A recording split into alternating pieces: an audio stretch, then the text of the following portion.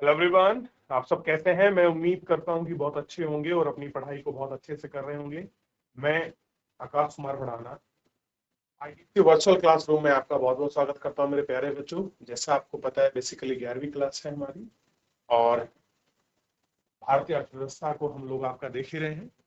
उसी में chapter number 6 हमारा चल रहा है और 6 के अंतर्गत देख रहे हैं ग्रामीण विकास, विलेज डेवलपमेंट को हम लोग पढ़ रहे हैं। और हम इसमें देख रहे थे कि ग्राम का जो गांव का विकास है वो किन किन मुद्दों पर आधारित है, कौन कौन सी चीजें हैं जो गांव के विकास को आपको प्रभावित करते हैं, क्या आपके लोगों के जीवन पर कैसा प्रभाव है और लोगों के जीवन का मुख्य आजीविका ग्रामीण क्षेत्र में कृषि है। इससे संबंधित चीजों पर हम लोग देख रहे थे। जैसे हमने प्रस्तावना को पढ़ा, स्वास्थ्य और आपका शिक्षा संबंधित मुद्दों को देखा, कृषि समन्वय पर हमने चर्चा की, साख और विपणन की बात की कि साख मतलब ऋण होता है, कैसे ऋण की व्यवस्था है। हमने बैंकों की बात करी, लोग कैसे जालसाजी में फंस जाते थे। नाबार्ड की हमने बात करी। नाबार्ड के बाद हमने आरा जो आपका रीजनल बैंक है, भूमि विकास बैंकें हैं, इनके विषय में हम लोगों ने बात की। महिला स्वयं सहायता के जो है आपका, उनकी हमने बात की। इन सभी को हम लोग देख चुके थे और किन किन चीजों के लिए लोन लिया था उसके विषय में बात की। और ग्रामीण क्षेत्र में जो बैंकिंग है उसका मूल्यांकन करते हमने आलोचनात्मक उनका मूल्यांकन किया था। उन सब के विषय में हम लोगों ने पढ़ा। कृषि विपणन को पढ़ रहे थे कि बाजार के मध्य क्या है, विपणन का मतलब क्या है। इसको हमने देखा कि विपणन आप किसको कहेंगे और आखिर में विपणन है क्या। विपणन यानी कि मार्केट। मार्केट मतलब किसके लिए मार्केट है कि जो गांव में आपका कोई चीज पैदा होती, चाहे आपके फूड हो, फूड को हम लोग कैसे आपका ट्रांसपोर्ट, जो आपका ट्रांसपोर्ट करते हैं और उसकी जो आपके प्रोसेसिंग है, फूड प्रोसेसिंग है, पैकेजिंग है, उसका डिस्ट्रीब्यूशन है और उसको जो हम लोग आपका संग्रह करते हैं, इन सारी चीजों को हमने विपणन की व्यवस्था के तहत ऐड किया। फिर हमने देखा कि कैसी स्थिति हमारे यहाँ बनी हुई है। फिर उसके बाद हमने देखा कि एमएसपी क्या है, मिनिमम सपोर्ट प्राइस, जिसको हम लोग न्यूनतम समर्थन मूल्य कहते हैं। उसके माध्यम से सरकार कैसे गेहूं को, अनाज को किसानों से खरीदती है ताकि किसानों को कुछ भी हो, एक स्थिति में उनका जो उपज है वो बिक जाए। और कैसे सरकार आपका समन्वय बनाती है, इन चीज को हमने पढ़ा। मोल भाव मंडी में एलिगेटर्स क्या थे और कैसे, और बहुत सारी चीजों को हम लोग इसमें पढ़ेंगे। आइए हम लोग बात करते हैं और चलते हैं सीधा अपने टॉपिक की तरफ। कोई बच्चा है जो किसी स्कूल से माइक लेकर आपके चैप्टर को पढ़ेगा? कोई भी बच्चा किसी स्कूल से? चलिए आगे देख, कह रहे हैं कि आइए हम कृषि विपणन के विभिन्न पहलुओं को सुधारने के लिए किए गए 4 प्रमुख उपाय को विस्तार पूर्वक समझेंगे। 4 ऐसे प्रमुख क्या किए गए हैं उपाय, किसके लिए? कृषि विपणन के लिए, यानी कि कृषि के बाजार को सुधार हो सके, इसमें रिफॉर्म हो सके, इसमें कुछ बदलाव हो सके, उसके लिए 4 प्रयोग किए गए हैं। उन 4 पहलुओं को हम लोग आपका विस्तार पूर्वक समझने का प्रयास करेंगे। पहला कदम है व्यवस्थितता, यानी कि हम सब चीज को अच्छे से मैनेज करेंगे, पारदर्शी विपणन दशाओं के बनाएंगे। ये जो भी कुछ होगा वो आपका ट्रांसपेरेंट होगा, निर्माण करेंगे। और क्या कह रहे हैं आप कि निर्माण करने के लिए बाजार का निगमन करना था कि उसमें पूरा समन्वय आप कई सारे बनाएंगे। इस नीति से बहुत दूर तक कृषक और उपभोक्ता दोनों वर्ग लाभान्वित होंगे। यानी कि अगर हम लोग ये 4 पॉलिसी को मेंटेन करेंगे, उपभोक्ता यानी कि जो सामान को खरीदता है, जो उसका उपभोग करता है, कृषक यानी कि जो उसको बेचता है, ये दोनों ही वर्ग कैसे होंगे, इससे लाभान्वित होंगे। तो ये प्रयास कौन करेगा? तो ये प्रयास सरकार करेगी। किसके लिए? अपने किसानों के लिए और अपने उपभोक्ता के लिए, ताकि दोनों को आपका लाभ हो और आपका सरकार उनका समन्वय बना सके। समन्वय का मतलब होता है आपस में तालमेल उन दोनों का अच्छे से बैठा सके। हालांकि 27,000 ग्रामीण क्षेत्रों में अनियत मंडियों को विकसित करने की आवश्यकता है कि हम लोगों को क्या करना पड़ेगा, हमको बहुत सारी ऐसी मंडियां बनानी पड़ेंगी। बेसिकली मंडी होती क्या है, देखिए अगर मैं आपको मंडियों को समझाऊं, आप किसान हैं, आपने अपनी साग सब्जी तोड़ी, फल फ्रूट जो भी आप उपज बनाते हैं, अनाज का, ये चीज का, आप उनको ले जाकर मंडी ले आते हैं। मंडी मतलब, मंडी ऐसी जगह है जहां पर आपकी सब्जी का या आपके उत्पाद का, आपके द्वारा उत्पादन की गई चीजों खरीदने के लिए व्यापारी या फिर आपका सीधे लोग आते हैं और व्यापारी उनको आपके जो भी रेट लगता है उस पर वो आपका खरीद कर आपके सामान को ले जाते हैं। तो मंडी क्या है? ऐसा जगह है जहां पर व्यापारी आपकी वस्तुओं को खरीदता है। अब देखिए, ताकि ग्रामोदय क्षेत्र की मीडिया की वास्तविकता क्षमता को लाभ उठा पाना संभव हो, दूसरा महत्वपूर्ण उपाय सड़कों, रेल मार्गों, भंडार गृहों, गोदामों, शीतघरों और प्रसंस्करण इकाइयों के रूप में भौतिक आधारित संरचना का प्रावधान किया जाना है। किंतु अभी तक वर्तमान आधारित सुविधाएं बढ़ती मांग को देखते हुए नियत अपर्याप्त सिद्ध हुई है। कह रहे हैं कि वर्तमान में जो बेसिक आधारित आपकी चीजें हैं उनकी सुविधा की मांग को लेकर मांग बढ़ते हुए हमको दिख रही है, और नियत जो अपर्याप्त सिद्ध हुई, यानी कि हम लोग उनको आपका कंटिन्यूस फॉर्म में नहीं ला पाए हैं, उन्हें सुधारने की आवश्यकता है, उनमें रिफॉर्म चाहिए। सरकार का तीसरा उपाय है सरकारी विपणन द्वारा किसानों को अपने उत्पाद का उचित मूल्य सुलभ कराना।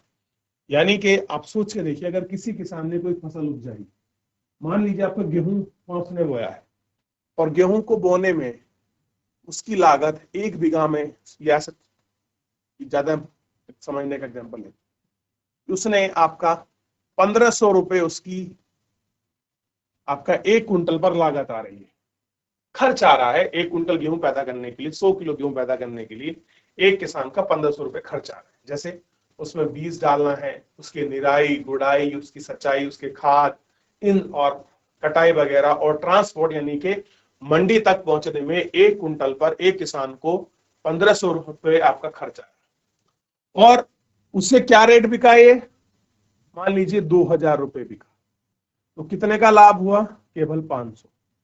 500 का क्यों हुआ, क्योंकि यहां पर व्यापारी हैं, और जो व्यापारी हैं वो अपने मन मुताबिक किसानों की फसलों का रेट लगा, और जिससे क्या होता है, जो व्यापारी है वो तो प्रॉफिट कमाता है, और जो किसान है उसको क्या होता है, लॉस होता है। क्यों लॉस होता है, क्योंकि हमारे पास विपणन नहीं है, मार्केट नहीं है। अगर मान लीजिए आपके पास 100 कुंटल या 1000 कुंटल कितने भी गेहूं है, वो चावल है, साग सब्जी है, अगर वो सारी चीज आपके गांव के पास या आपके गांव में अगर खरीदी जाए तो सस्ते दामों पर बिक सकती, मतलब महंगे दामों पर बिक सकती है। लेकिन जब किसान अपनी साग सब्जी को लेकर नीचे मंडी आता है, तो पहले तो वो उसको पैसे देता है ट्रांसपोर्ट के नीचे लाने, और वो मंडी पहुंचती है, और मंडी में व्यापारी अपने मन मुताबिक रेट लगाते हैं। अब किसान की मजबूरी है कि आप वो उसको बेच के जाए, क्योंकि वो उसका वेट नहीं कर सकता, क्योंकि अगर वेट करा उसने कि चलो 4 दिन के बाद रेट बढ़ेंगे, शायद कुछ ऊपर आएगा, तब तक किसान की सब्जी खराब हो, जो फसल है वो खराब हो जाएगी और किसान को कुछ नहीं मिलेगा। तो किसान की मजबूरी होती है कि वो चाहकर भी जितनी अपनी फसल का दाम चाहता है वो उसको नहीं मिलता, व्यापारी के द्वारा तय किया गया दाम मुताबिक किसान को देना पड़ता है, और यही कारण है जो किसान है उनकी आय आपकी नहीं बढ़ती। ये बड़ा बहुत आपको प्रैक्टिकल वाला क्वेश्चन है। आप अगर देखोगे तो जो आपके फादर साहब हैं, जो आपकी फैमिली के लोग आप कृषि करते हैं, उनको ये चीजें बड़ी समझ आती हैं, और बोलते भी हैं कि हम लोग आपका खेती कर रहे हैं, हमें कुछ आपका प्रॉफिटेबल नहीं है। सब व्यापारी जो है वो ही इसमें मौका मार लेते हैं, और जो वही व्यापारी 2000 रुपए में जो गेहूं हाउस ने खरीदा है वो इसको 2250 रुपए में या 2500 में इसको सेल करेगा। और काम क्या किया उसने, यहां से उठाया और यहां दे दिया। इतनी मेहनत के वो पैसे कमाता है, और जबकि किसान पूरे 5-6 महीने कितनी उसमें मेहनत और मशक्कत करता है, तब भी उसको वो प्रॉफिट नहीं होता जो उसको होना चाहिए। क्लियर है। गुजरात तथा देश के अन्य कई भागों में दूध उत्पादन सहकारी समिति ग्रामीण आंचलों की सामाजिक और आर्थिक परिदृश्य का कायाकल्प कर दिया है। क्या हुआ है, दूध में उत्पाद में सहकारी समिति बनाई है, कोऑपरेटिव सोसाइटी बनाई है, सरकार हेल्प करती है, आपने बहुत सारी अपने भैंसे पाल लें, क्लियर है, लोगों का समूह मिलकर या 10-5 लोग मिलकर डेयरी फार्मिंग कर रहे हैं, सरकार उसमें ऋण दे रही है आपको, आप दूध फूड प्रोसेसिंग कर रहे हैं, दूध से मक्खन बना रहे हैं, दही बना रहे हैं, पनीर बना रहे हैं, मावा बना रहे हैं, और उनको बेच रहे हैं। अगर आप ऐसे कर रहे हैं तो आपके प्रॉफिटेबल है। किंतु अभी भी कुछ स्थानों पर सहकारी आंदोलन में कुछ कमी दिखाई देती है। इन कारणों से सभी कृषकों को सहकारिता में शामिल नहीं कर पाना, विपणन और प्रसंस्करण समितियों के बीच संबंध सूत्रपात नहीं हुआ है, अकुशल वित्तीय प्रबंधन। चौथा उपाय है इसमें अकुशल वित्तीय प्रबंधन, यानी कि जिस तरह का हमारे पास आपका फाइनेंशियल जो आपका सिस्टम होना चाहिए वो हमारे पास नहीं है। ठीक है। कृषि उत्पाद के लिए न्यूनतम समर्थन मूल्य सुनिश्चित करना, भारतीय खाद्य निगम को गेहूं और चावल के सुरक्षित भंडार रख रखाव और सार्वजनिक वितरण प्रणाली यानी कि जिसमें हम कहते हैं राशन व्यवस्था जो है के माध्यम से खाद्य और चीनी का वितरण, इन संसाधनों का ध्येय किसानों के उपज और उचित दाम दिलाना, किसान जो गरीब है उनको सहायता यानी कि सब्सिडी कीमत पर आपका उपलब्ध करना। यदि सरकार के इन सभी प्रयासों के बाद भी आज तक कृषि मंडियों पर निजी व्यापारी, साहूकार, राजनीतिक सामंत, बड़े व्यापारी, अमीर किसानों का ही वर्चस्व रहा है। किनका है? इन सभी का जो है आपका वर्चस्व आपका बना हुआ। ठीक। इसके लिए जरूरत है कि किसानों की मध्यस्थता, खासकर जब कृषि उत्पाद बड़े हिस्सों पर निजी क्षेत्र का नियंत्रण होना, सहकारी संस्थाएं सहकारिता सकल घरेलू उत्पाद कृषि में 10% का अंश आदान प्रदान में रहे सफल हो पा रही हो, शेष अभी भी निजी व्यापारी के हाथों में ही है। कैसे हैं?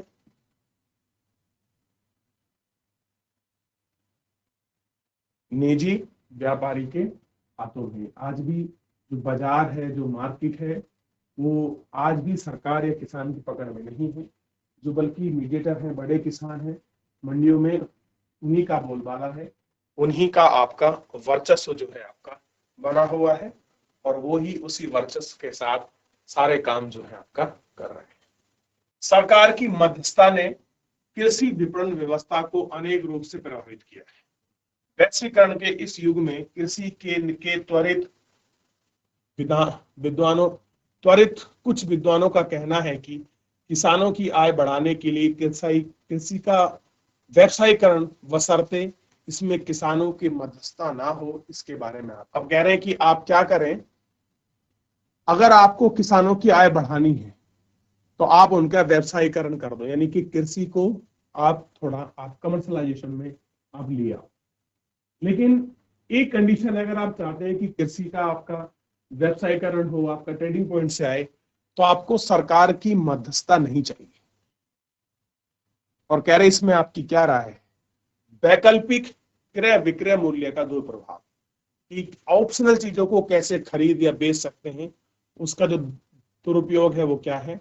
अब यह बात सभी अनुभव कर रहे हैं कि यदि किसान स्वयं ही उपभोक्ताओं को अपने उत्पाद बेच सके तो उसे अधिक आय प्राप्त होगी।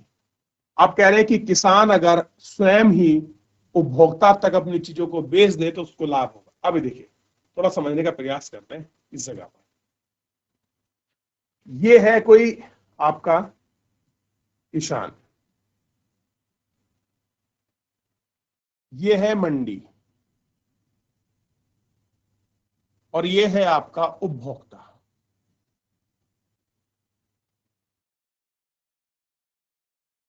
होता क्या है, किसान अपनी उपज को मंडी ले जाता है, मंडी में यहां बैठा है आपका व्यापारी। ठीक। मान लीजिए ये कोई व्यापारी है, ए बी सी, ये कोई व्यापारी है, ये आपस में मिले हुए होते हैं एक दूसरे से। ऐसे होते हैं मिले हुए। किसान अगर कोई उपज लेके आ रहा है एक्स वाई या जेड, कोई भी, मान लीजिए चावल गेहूं, तो ये तीनों क्या करते हैं, एक रेट लगाते हैं इन पर कि नहीं भाई, हम तो अगर आपको गेहूं बेचना है तो आपको 1500 में ही बेचना पड़ेगा। अब किसान के पास ऑप्शन नहीं है, उसकी मजबूरी है कि वो 1500 में ही बेचे। अगर किसान इन मध्यस्थ को छोड़कर सीधे उपभोक्ता के पास चला जाए, फाइनली किसान का गेहूं कहां जा रहा है, मंडी, और मंडी वाले कहां भेजेंगे, उपभोक्ता। अगर हम इस वाले पार्ट को ही खत्म कर दें, मंडी रखिए, लेकिन जो ये वाला वर्ग है, कौन सा, ये एबीसी जो आपके व्यापारी हैं, अगर इनको खत्म कर दिया जाए और सीधा हम उपभोक्ता को दें तो लाभ होगा। अब देखिए, यहां बिका गेहूं किसान का 1500 में, और इसने कितने में बेचा इसको, मान लीजिए 2500 रुपए में, 2500। तो किसान को कितने का घाटा हुआ, 1000 रुपए का। और खरीदा कितने में था व्यापारी ने, 1500 का। इन्हें कितने मिला, 2500 का। इन्हें भी 1000 रुपए का नुकसान हो रहा है। अगर मान लीजिए सीधा ही अगर कोई आपका किसान अपना गेहूं 2000 रुपए में सीधे उपभोक्ता को बेच दे, तो किसान जो उपभोक्ता है उसको 500 रुपए कम में मिला और किसान को 500 रुपए ज्यादा प्राप्त हुआ। यानी कि जो बीच का प्रॉफिट है 1000 रुपए, वो कौन खा रहा है, यही व्यापारी, यही बड़े वर्ग, यही किसान, यही क्या कर रहे हैं, यही आपके जिनका हम कह रहे हैं कि आज भी इनके कब्जे हैं। किनके, मंडियों पर निजी व्यापारी जैसे साहूकार, ग्रामीण राजनीतिज्ञ, बड़े व्यापारी, अमीर लोग, यही तो खा रहे हैं किसानों का प्रॉफिट। और किसान कैसा बना हुआ है, गरीब बना हुआ। क्यों, क्योंकि पूरा वो जो उन्हें पता है।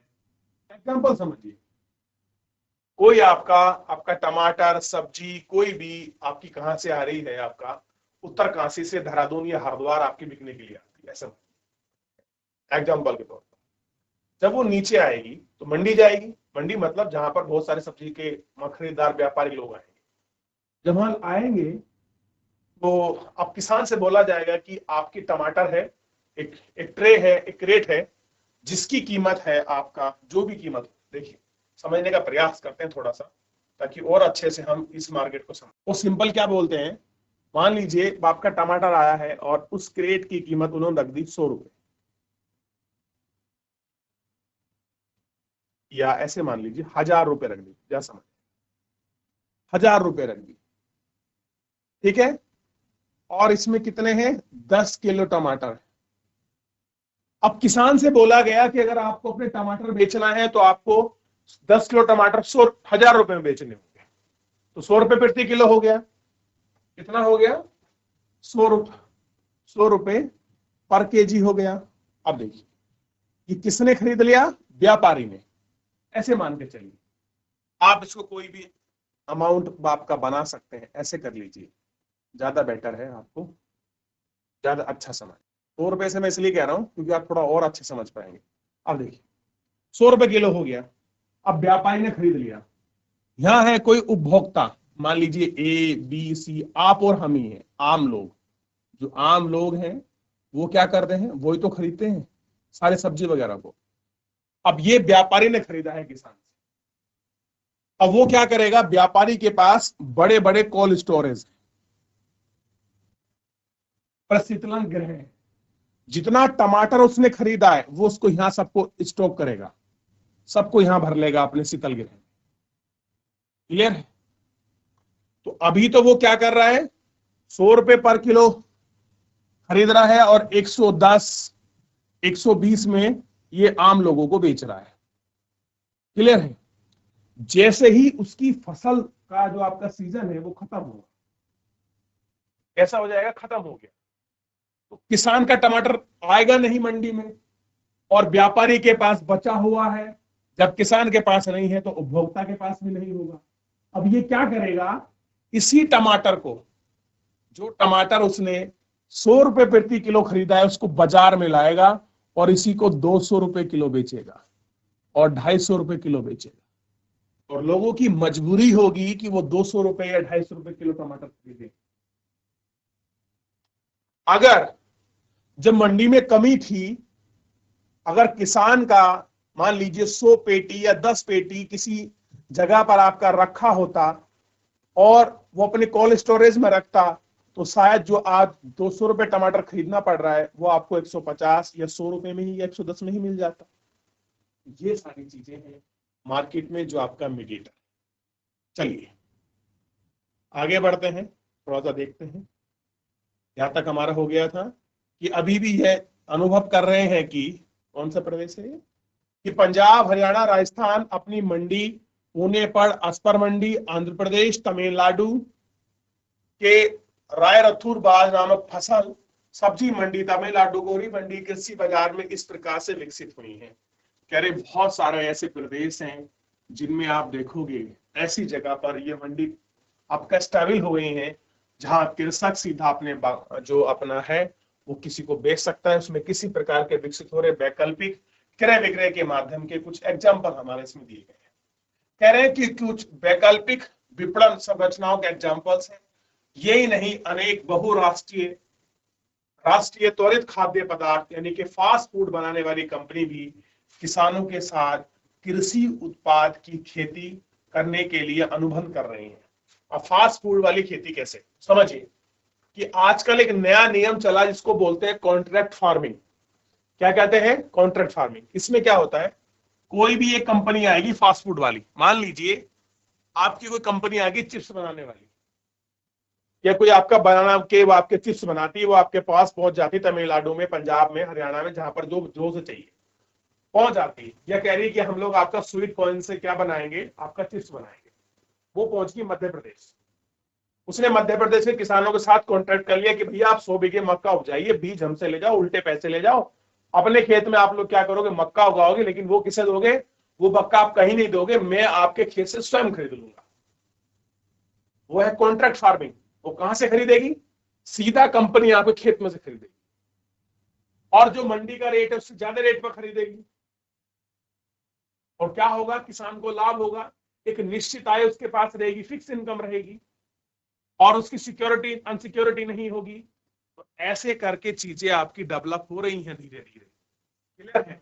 तो उसको बोलते हैं अनुबंध कृषि, कॉन्ट्रैक्ट फार्मिंग के नाम से बड़ी फेमस हो रही है ये आज। और कह रहे हैं ये किसानों को उचित बीज तथा अन्य आगतें उपलब्ध कराती है। आपके पास 100 बीघा जमीन है, अच्छा बीज आपको दे गई, कोई आपको मशीन चाहिए, सिंचाई के लिए आधुनिक सुविधा चाहिए, ये सारी सुविधा उपलब्ध कराएगी और उन्हें पूर्व निर्धारित कीमत पर माल खरीदने का आश्वासन देती है। ध्यान दें शब्द पूर्व निर्धारित, यानी कि पहले ही बोल देगी कि मैं मक्का 100 रुपए किलो खरीद लूंगा, या आपका 10 रुपए खरीद लूंगा मंडी में, चाहे 2 बिके या 5 रुपए बिके, मैं आपकी 10 में खरीदूंगा। पूर्व निर्धारित कीमत पहले ही उसने फिक्स कर दिया कि मुझे किस रेट में खरीदनी है। ये सबसे बड़ा बेनिफिट है कॉन्ट्रैक्ट। तो बताइए क्या कॉन्ट्रैक्ट फार्मिंग किसान के लिए प्रॉफिटेबल सौदा है कि नहीं है? जिन लोगों को, अब मान लीजिए वही मक्का वही आलू अगर किसान मंडी में बेचता, वहां से व्यापारी उठाकर इस कंपनी को देता, तो प्रॉफिट कौन कमाता? कंपनी का, व्यापारी कमाता। ना कंपनी को मिलता ना किसान को। अब क्या हुआ? सीधी कंपनी किसान पे पहुंच गई, या किसान कंपनी के पास पहुंच गया, बिक रहा है आराम से। तो ऐसा अगर हम कुछ सिस्टम डेवलप कर पाए तो किसानों की जो इनकम है वो बढ़ेगी, उनकी दुर्दशा, आत्महत्या, ऋण जाल में फंसना, गरीबी, निर्धनता, कुचक, अशिक्षा, और ये सारी चीजों से शायद उनको मुक्ति मिले, और सरकार का भी प्रयास है। यह कहा जाता है कि ऐसी व्यवस्थाएं किसानों की कीमत विषय आकांक्षाओं को जोखिम का निवारण देंगी। और कह रहे हैं कि अगर कीमत फिक्स है तो उनको कोई रिस्क नहीं होगा, और साथ ही कृषि उत्पाद में बाजार का विस्तार होगा, चीजें बढ़ेंगी मार्केट में ऑटोमेटिकली। क्या इस व्यवस्था से छोटे किसान की आय में वृद्धि होगी? अब क्वेश्चन है, सबसे बड़ी बात, जो छोटे किसान हैं, सीमांत है, क्या उनकी आय में वृद्धि होगी? अभी होगी। मान लीजिए आपके पास 1 बीघा या 2 हेक्टेयर जमीन है, कि कंपनी आपसे कॉन्ट्रैक्ट करेगी, तो इनके कुछ लूप होल्स भी हैं। अब मेरी तो 1000 बीघा जमीन है ऐसे मानिए, तो मेरे पास आएगी कंपनी, क्या मक्का लगाइए, आप आलू उगाइए, मैं खरीदूंगा 50 रुपए की, क्यों चिंता कर रहे हैं? लेकिन किसी के पास 2 बीघा जमीन है, 2 हेक्टेयर, उसके पास कंपनी नहीं आएगी, उसका क्या होगा? ये थोड़ा सा सोचने वाला विषय है।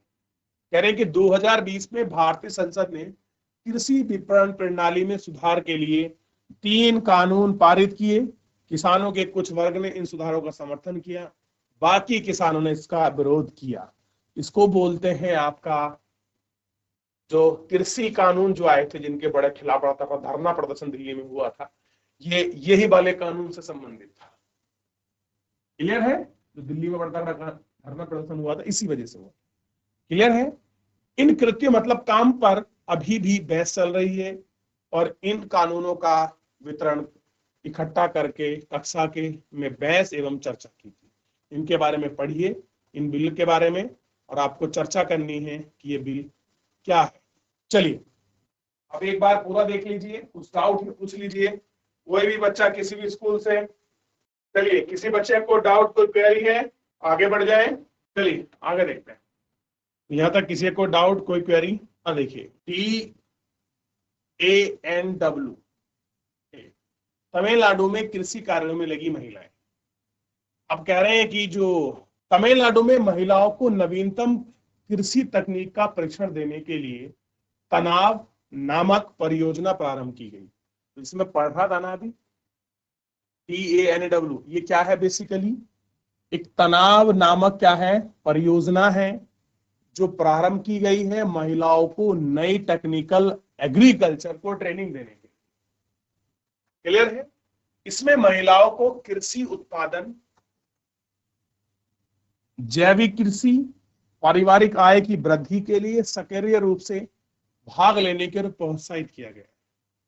तिरुचिरापल्ली एंथोमैनिक अमूल द्वारा संचालित प्रशिक्षित महिला समूह कृषि खाद बनाकर बेच रहा है। इस कार्य से आय कम आ रही है।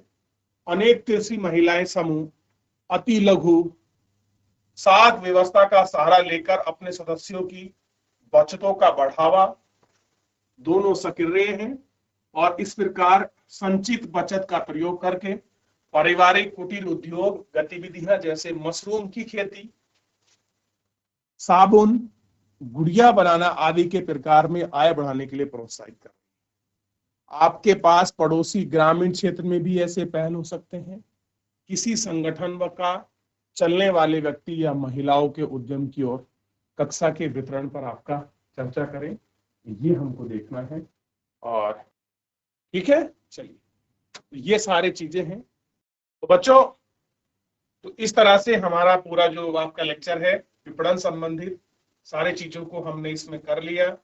किस तरह से है, क्या क्या इसकी आपकी विपणन की आपके चीजें इंपॉर्टेंट थी, इनको हम लोग आपका देख चुके हैं।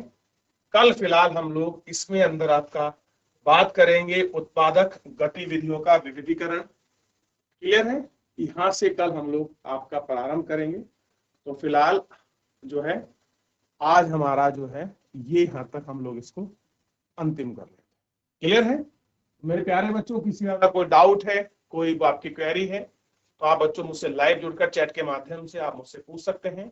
किसी को डाउट, कोई क्वेरी नहीं, तो मेरे प्यारे बच्चे आप लोग रिवीजन करिए। मिलते हैं नेक्स्ट लेक्चर में। धन्यवाद।